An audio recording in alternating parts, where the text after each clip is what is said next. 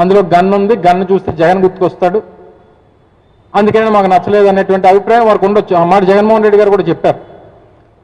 ఒకవేళ ఆ పేరు నచ్చకపోతే నీకు నచ్చిన పేరు పెట్టుకో,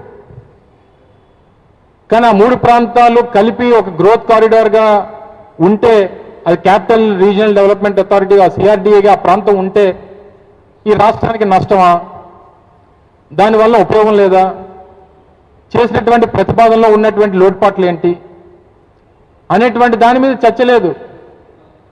కేవలం పేరు గురించి, ఆ పేరు మీద వీరేదో అమరావతికి చట్టబద్ధత తీసుకొచ్చాము అనేటువంటి ఒక తప్పుడు ప్రచారం తప్ప,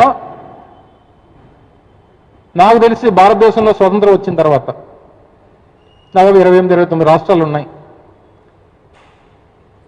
ఏ రాష్ట్రానికి మా రాష్ట్రానికి రాజధాని ఇది అని చెప్పి చట్టబద్ధత చేసినటువంటి ఒక రాష్ట్రాన్ని చూపించండి దేశంలో.